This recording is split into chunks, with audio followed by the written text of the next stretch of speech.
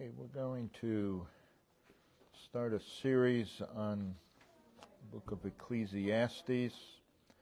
So if you turn there, Ecclesiastes.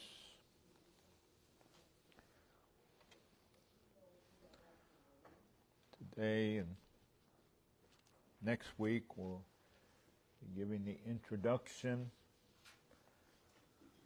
to Ecclesiastes. This is not going to be a verse by verse, but Ecclesiastes 1 we'll read verses 1 and 2, and then I want to go over to chapter 12. The words of the preacher, the son of David, king in Jerusalem. Vanity of vanities, saith the preacher, vanity of vanities, all is vanity. Chapter 12,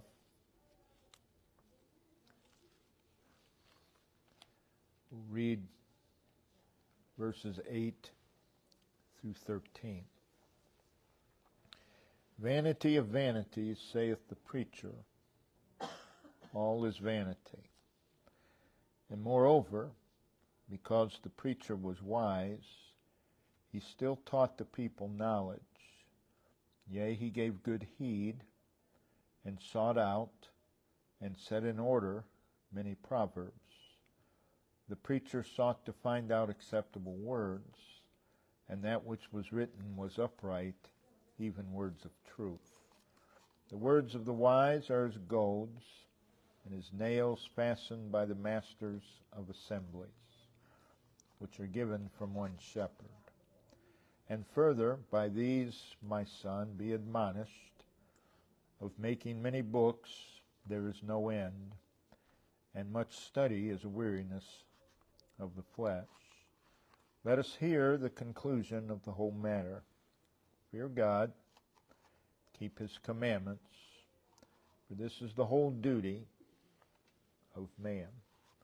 The book of Ecclesiastes is most certainly one of the most unique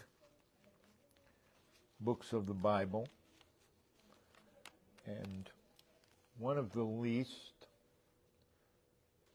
read books of the Bible. It is a book that more often than not is greatly misunderstood, wrongly interpreted. It is certainly unique in its seemingly cynical, pessimistic, fatalistic approach. It is unique in it consists of a variety of writing styles. It's not just one writing style, it's a variety. It is often considered the most pessimistic book of the Bible, but I believe that's an inaccurate description that comes from a misunderstanding of the book.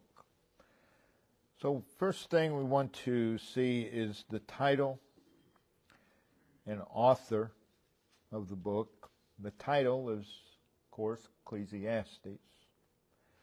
That is a translation of the Hebrew word koheleth, which means one who gathers, convenes the assembly. And the author of the book takes this word for himself, the word the preacher, which is the same Hebrew word for Ecclesiastes. The one who convenes, the one who gathers the assembly. So notice in chapter 1, verse 1, the words of the preacher, the words of koheleth. Again, the one who convenes or gathers the assembly. Notice verse 12, I, the preacher, was king over Israel in Jerusalem. Chapter 7, verse 27. Behold, this have I found, saith the preacher. So again, he takes that title upon himself. Chapter 12, verse 8, vanity of vanities, saith the preacher. Verse 9, and moreover, because the preacher was wise. Verse 10, the preacher sought to find out. And then, so you see, he takes this title upon himself. So Ecclesiastes is the words of the preacher. It presents the idea of one declaring a message to an assembly. So that's what Ecclesiastes is. It's this preacher declaring a message to an assembly. The author of Ecclesiastes is the speaker or proclaimer, the teacher of the assembly. The author, the preacher, is never named specifically, but he is identified. Chapter 1, verse 1, he's the son of David, king in Jerusalem. Verse 12, king over Israel in Jerusalem. The author, I don't believe there's any doubt. There's books written about who's the author of Ecclesiastes. But the author, to me, with no doubt, is Solomon. And I believe all the evidence in the book points to that fact. Notice in chapter 1, verse 16, I communed with mine own heart, saying, Lo, I am come to great estate, and have gotten more wisdom than all they that have been before me in Jerusalem. Who does that sound like? Yea, my heart had great experience of wisdom and knowledge. Chapter 2, verse 9, so I was great, and increased more than all they that were before me in Jerusalem. Also my wisdom remained with me. The record of this is found in 1 Kings. If we turn there, keep a mark in Ecclesiastes. But 1 Kings chapter 4, verses 20 to verse 34. We're not going to read all of those verses, but we do want to point out some things. We see in verse 21 that Solomon reigned over all kingdoms. Verse 22, and Solomon's provision for one day was 30 measures of fine flour, 80 measures of meal, 10 fat oxen, 20 oxen out of the pastures, 100 sheep, beside harts and roebucks and fallow deer and fatted fowl. For he had dominion over all the region. The latter part of the verse says he had peace on all sides round about him.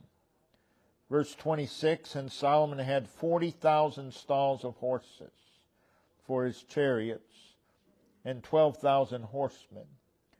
And those officers provided victual for King Solomon, and for all that came on the King Solomon's table. And in the last words, they lacked nothing. In verse 29, and God gave Solomon wisdom and understanding exceeding much. Verse 30, and Solomon's wisdom excelled the wisdom of all the children of the east country, and all the wisdom of Egypt, for he was wiser than all men. Verse 32, he spake 3,000 proverbs, and his songs were 1,005. One of them is recorded, Song of Solomon. Verse 34, and there came of all people to hear the wisdom of Solomon. Again, he's the preacher. He convenes the assembly here in Ecclesiastes from all the kings of the earth which had heard of his wisdom. So Solomon had everything. But however, Solomon, though abundantly blessed of God, with wisdom, understanding, riches, honor, he squanders it all. In his life, he squanders it all. He did not trust God to keep the peace. He had peace, but he did not trust God to keep the peace. And he took matters into his own hands and formed a political alliance with Pharaoh. The lesson is, beware of taking matters into your own hands. Beware of who you form an alliance with. He would also marry the daughter of the Pharaoh.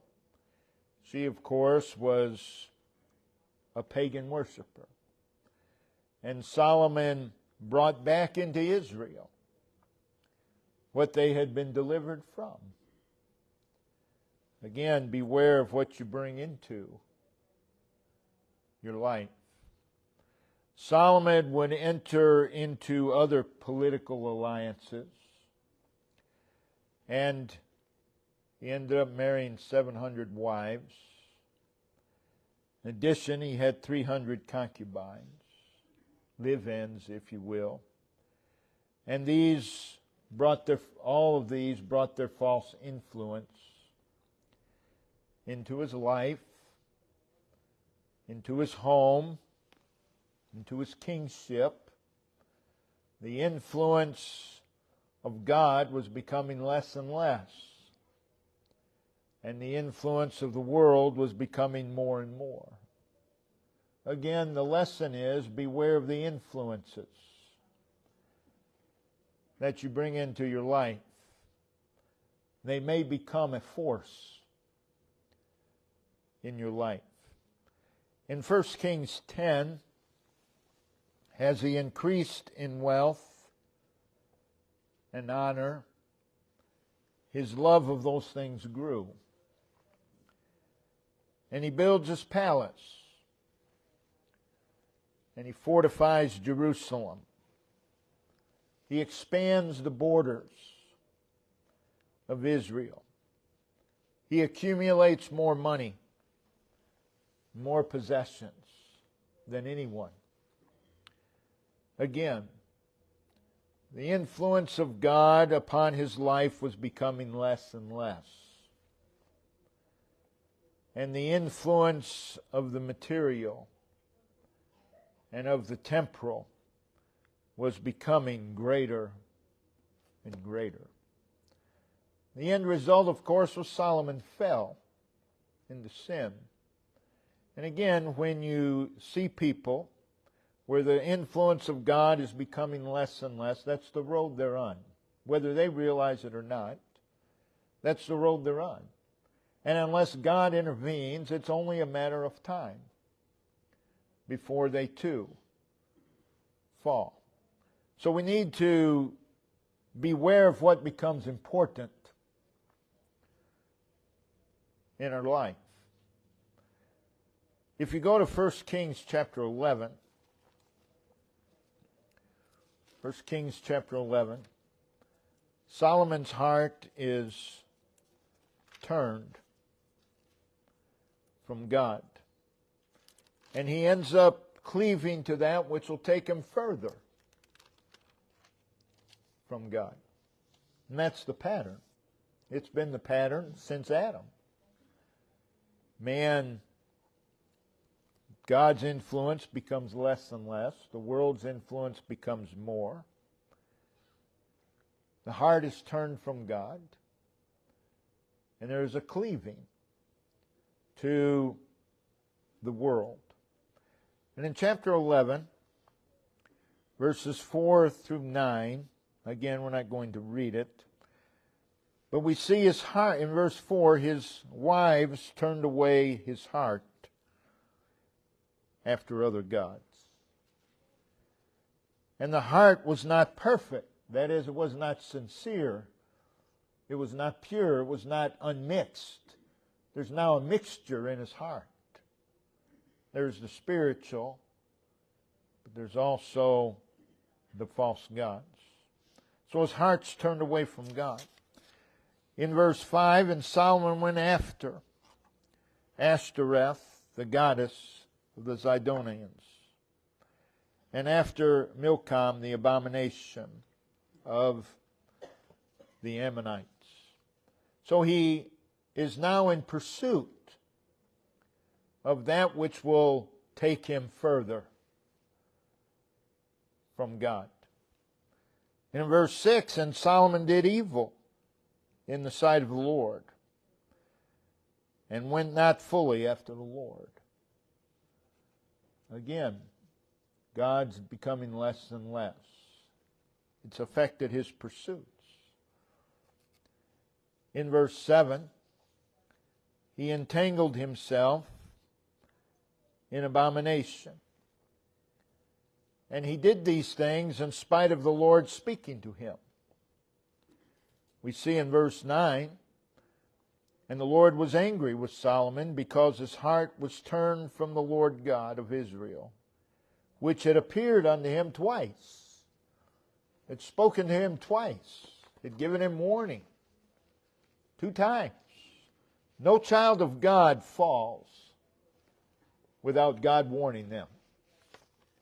They may not hear it, but God always warns his children. But you get your heart in a place where you don't even hear God's voice. So he's living life apart from God. Looking at Solomon, he had achieved great accomplishments. He had accumulated vast amounts. He had built much, but his life was empty. His life was empty.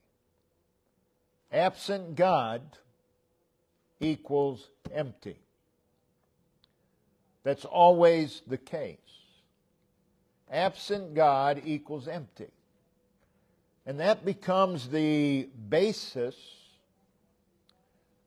of the book of Ecclesiastes. Solomon is telling us that a life absent of God is empty. Then we come to the time period of Ecclesiastes. When was Ecclesiastes written? Again, Solomon, after becoming wealthy, he became worldly minded. He became sensual. And he fell into sin. Ecclesiastes was most likely written after Solomon repented of his sin. And I believe Solomon is well advanced in years when he writes Ecclesiastes. We'll not turn there, but in chapter 12, verses 1 through 7, after he exhorts the youth, he gives a description of old age. There in chapter 12, verses 1 through 7. And he does so as one who is very familiar with what he's saying. He speaks of old age. The structure of the book. Ecclesiastes was written basically as monologue, offering personal observations from Solomon, personal reflections from Solomon, personal experiences. And even though the book lacks a story flow, and though the book is somewhat difficult to outline, it does have structure. You know, a lot of people will say Ecclesiastes has no structure whatsoever. Well, that's just not so. The book of Ecclesiastes in reality is a sermon. It is a sermon from the preacher to the assembly. Again, Ecclesiastes. And the structure, the purpose, the seriousness of what goes into this sermon is brought out in chapter 12. Again, those who say the book has no structure, I believe, are mistaken, and they obviously haven't read verses 9 through 12 of chapter 12, and that we want to turn there. Chapter 12, verses 9 through 12. This gives us, again, the idea of the structure of the book. It gives us an idea of the seriousness that Solomon put in to writing the book. And it is a lesson, again, if I were going to teach on homiletics, it's certainly a lesson in homiletics. Chapter 12, verse 9, we see the preacher was wise. His life was marked by foolishness, much of it, but the preacher was wise. That is, he approaches the matter with wisdom, the matter of putting together this sermon, Ecclesiastes. Ecclesiastes, again, is a sermon of wisdom. It is a sermon of wisdom. So we would be wise to listen to what Solomon has to say. He also says that he taught the people knowledge. Solomon the preacher here in Ecclesiastes is teaching. He's teaching the people. Again, he's the one who convenes the assembly, the one who gathers the assembly. And he's teaching them. Throughout Ecclesiastes, he's teaching. He's instructing. He's training. He's indoctrinating. He's guiding them. He is desiring to impart knowledge. Again, Ecclesiastes is a sermon. And he desires to impart the knowledge that he has come to. After living most of his life in foolishness and away from God, he desires to impart knowledge of what he has come to. Notice also, verse 9, he gave good heed. So Solomon, in writing Ecclesiastes, applies himself to this object of teaching, imparting what he came to know. In other words, he made it his business. He made Ecclesiastes his business. It's a sermon. He made it his business. Again, there's lessons there in homiletics. It also goes on to say, verse 10, that he sought out and set in order set in order, that structure, set in order many proverbs. And we've already read from 1 Kings 4, verse 32, that Solomon wrote 3,000 proverbs. And from these proverbs, he searched. And he presented. Ecclesiastes has some proverbs. There's proverbial writing. Again, there's various styles of writing. He presented these proverbs in an orderly and carefully arranged fashion. The purpose is to teach, to impart knowledge. So, many will say that Ecclesiastes is a collection of random thoughts. That's not so. Read these verses. He's talking about writing the book of Ecclesiastes. He set them in order. It's not a collection of random thoughts. There's a very logical order. Difficult to outline, but there is an outline, and there is a logical order. He goes on, and he says that the preacher sought out to find acceptable or proper words. So, Ecclesiastes are words that are suitable, bringing forth the message of Ecclesiastes, which we'll get to. That which was written was upright. That is, in accord with the will and the mind of God. And all sermons should be in accord with the will and mind of God.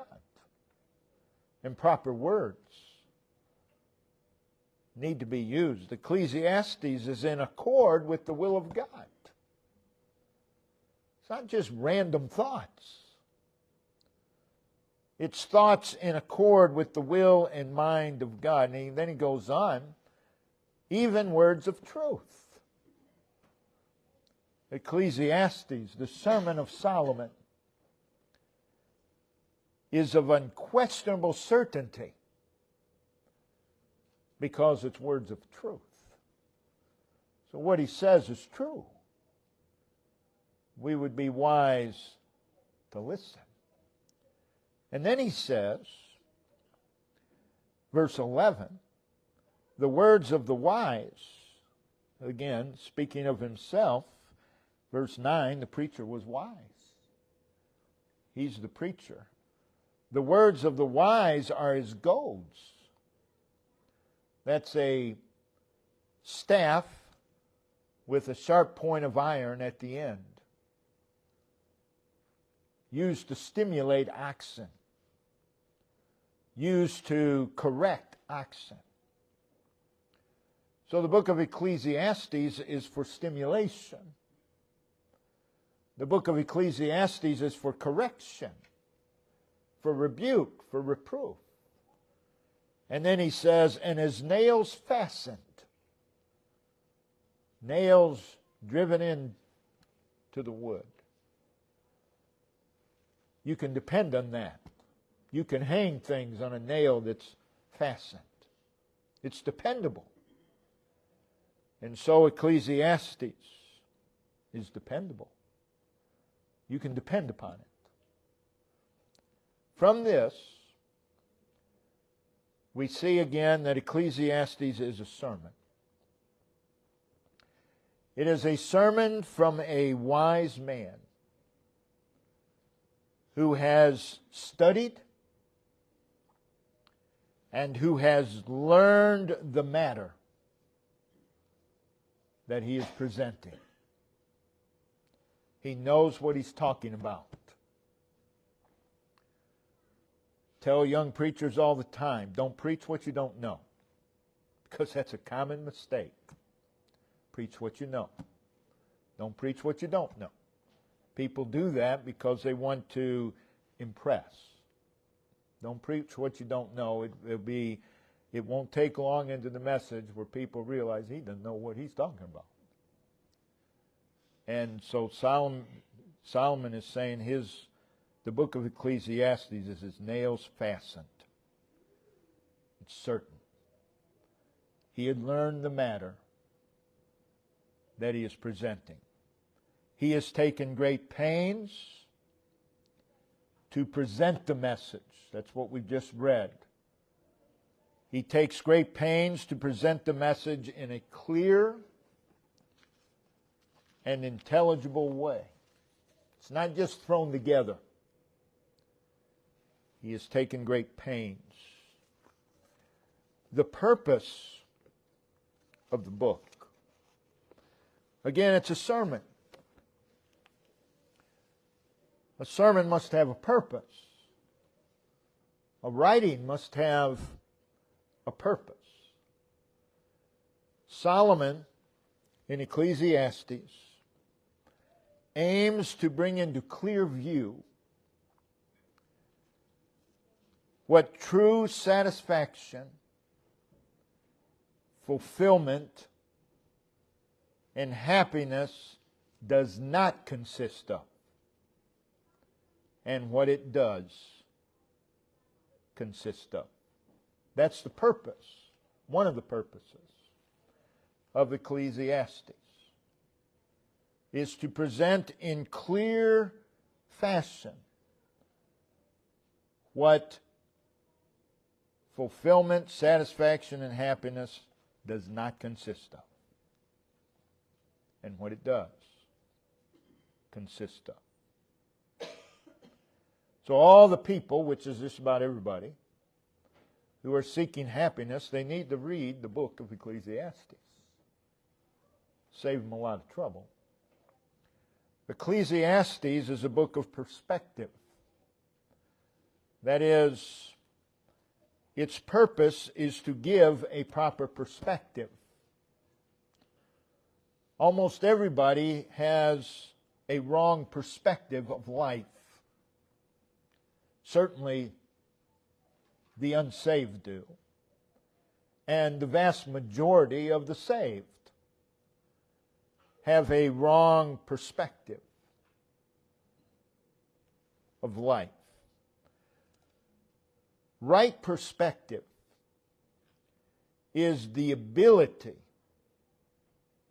to view things in their true relation or relative importance. Most fail miserably.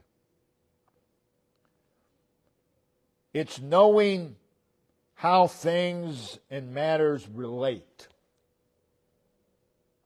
Romans 8:28, all things work together. There's a relation. Perspective is knowing how life relates to God. And that's what Ecclesiastes is about. And if your life does not relate to God, guess what? It's empty. It's vanity. It's void. In the end, it means nothing. So, perspective is all about focus. It's all about emphasis. An erroneous perspective is delusional. Almost everybody lives in delusion. And it results in delusional living. Solomon knew all about delusional thinking. And the result of that, delusional living. He did it. So the aim of Ecclesiastes is to give a proper perspective of life. Learning the skill of living. That's really what the Bible teaches us, is the skill of living. Most have no skill when it comes to living life. Their life's a mess. They don't know how to do it. And people will say all the time, well, the thing about life, it doesn't come with instruction. Oh, but it does. But you don't want to hear it. You in the general sense. The instruction is the Word of God. Tells us how. So Ecclesiastes, the aim of Ecclesiastes is to give a proper perspective, a proper focus. How God and life relate. How they relate to one another.